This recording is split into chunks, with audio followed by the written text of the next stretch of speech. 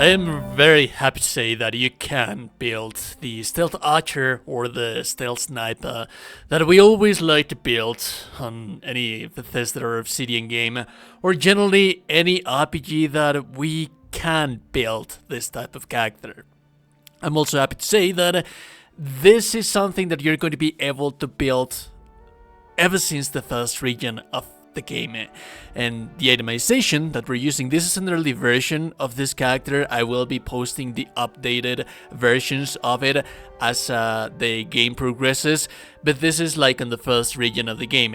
And I do have to say that even though while you advance a little bit through the game, there's not many things that are going to change, like the itemization that you have on this first place. It's just so amazing.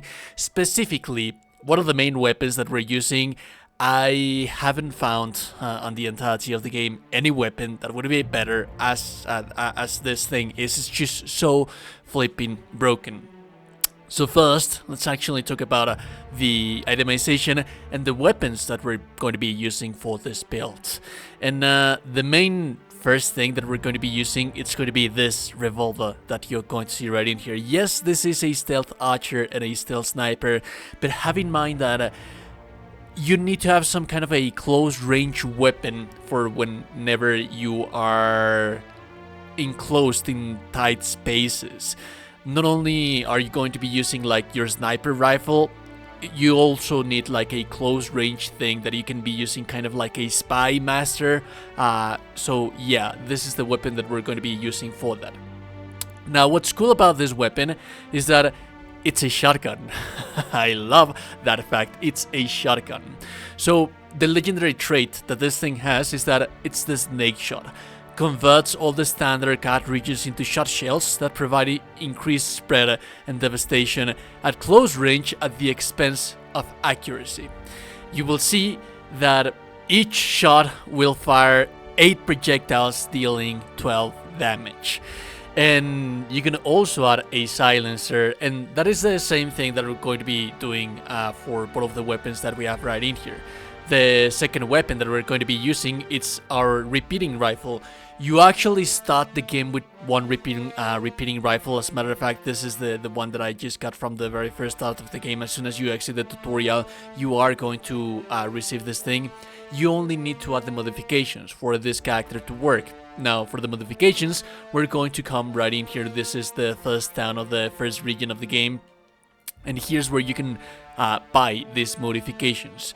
And then there's going to be like the modifications. There's going to be a silencer. I already purchased it for my revolver. You're going to be needing that silencer, but also you will be able to, you'll find silencers for your rifle as well. You will also find sights for your rifle in here as well. My advice is that you use this the prism sight that gives you 2.0 magnification and also increases the weak spot damage, and that's actually quite amazing because we want to be more often not using headshots. So once you add those modifications, your sniper rifle should be looking something like this.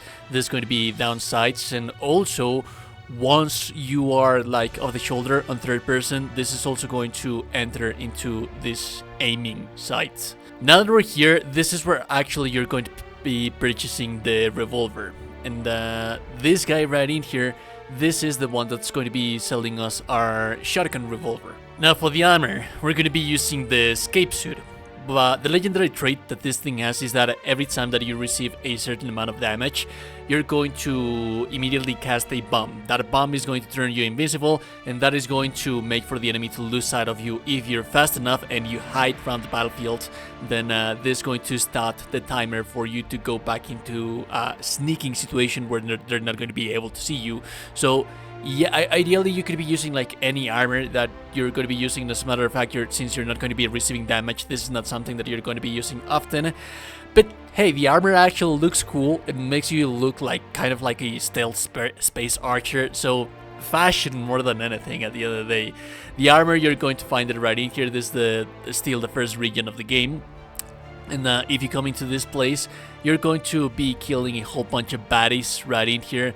and then you go inside into this building, and then all you have to do is just follow the quest line of the NPC that you're going to find right in here. It's not that difficult of a quest line, and he's going to reward you with the armor.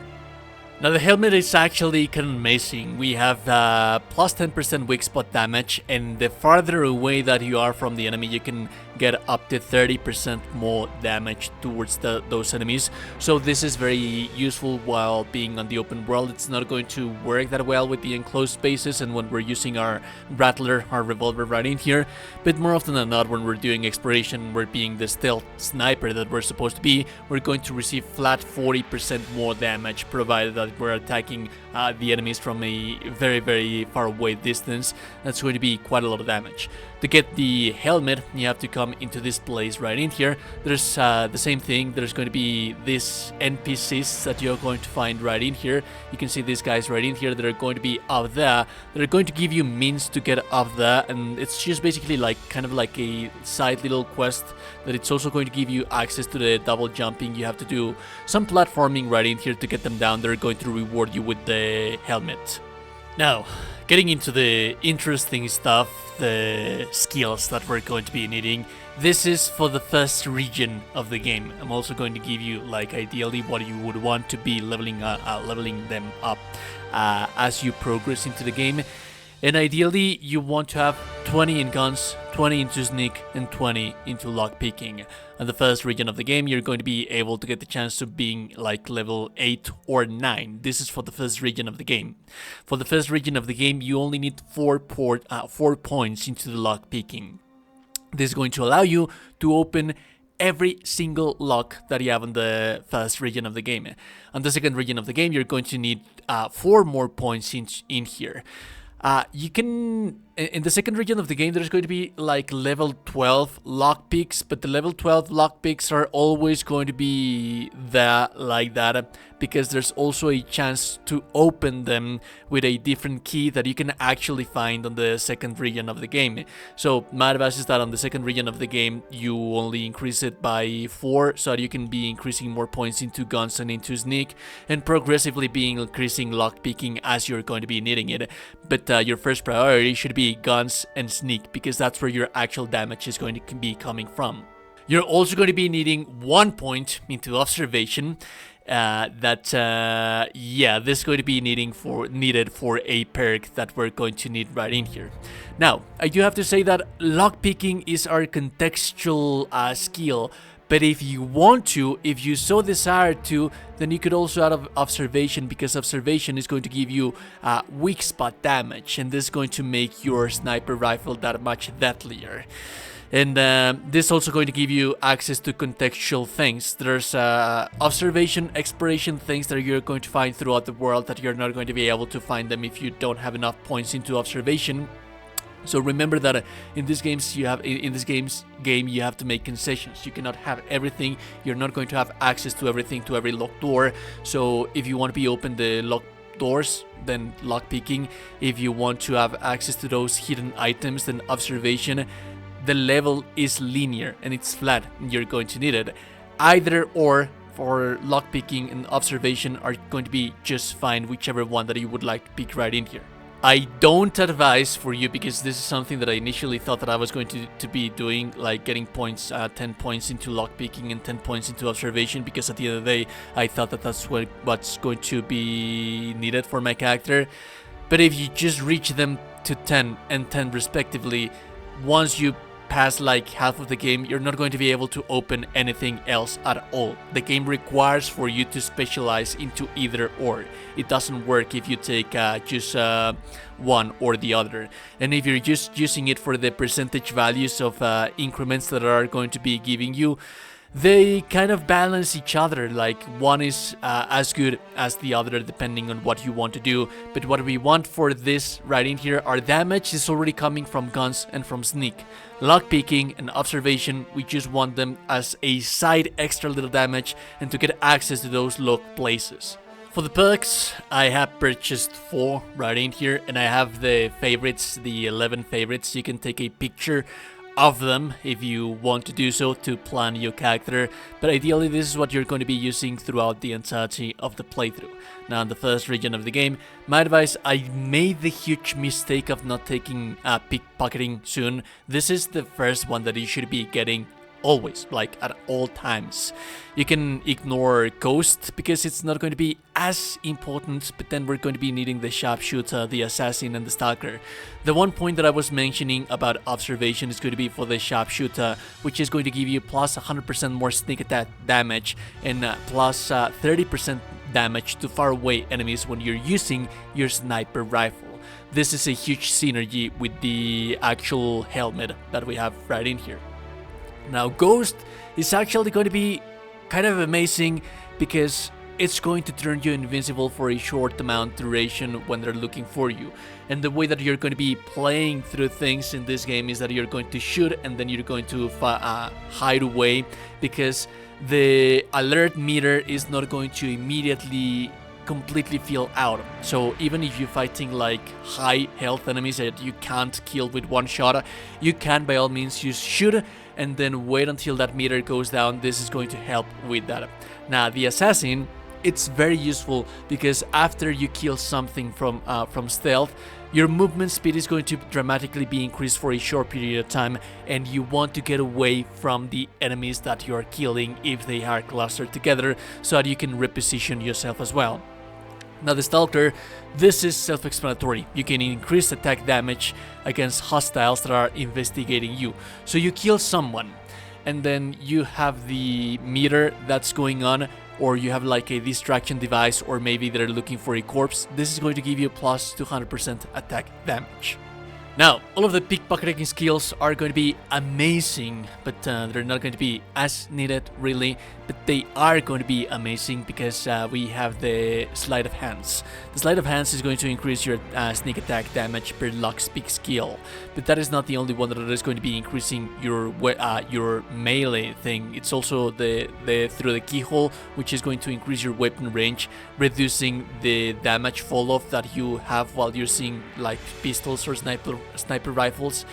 And then we have the point blank Arthas, which is going to deal a whole bunch of damage with pistols when you're doing sneak damage. I'd say that all of these skills, you should be taking them as you level up, but they're equally important, all of them, so you can decide which ones are you going to pick first.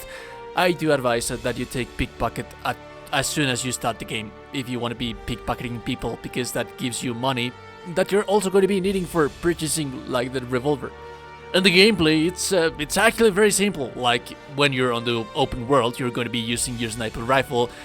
You shoot at someone and they're not going to immediately notice because of how high sneak points in your silencer do you have. So even when you deal damage to someone, they're not actually going to start actively fighting you. Your companions are not going to fight them either. So you can shoot, and if you didn't kill them, then you wait a little bit. Now, the one that is very broken, it's the pistol. This guy is going to one-shot every single thing that you have out there. But also, you have this little neat trick that I have right in here that I just love it, dude. I love this little trick with the pistol. There's many a times that I have killed like bosses that have like 5,000, 7,000 health points with just a couple of hits right in here. So you have this sneak damage up until they start noticing you, and with this guy, if you're fast enough and you have slowed down the time, then you can get up to 3 shots on them, and that is going to mean that it's going to be, if you are like point blank upon the enemy, and remember that you have like 8 bullets per shot right in here, so essentially you're dealing 24 pellets of bullets into damage before you actually get caught, and that is going to allow you to kill bosses before they notice you so that you can keep sneaking. I can't stress how powerful and amazing the revolver is. Anyways, if you like the content, like and super appreciated. Not only that you're a gorgeous and beautiful person, you're indeed a gorgeous and beautiful person. Subscribe to the channel, join Discord, have a beautiful day, goodbye.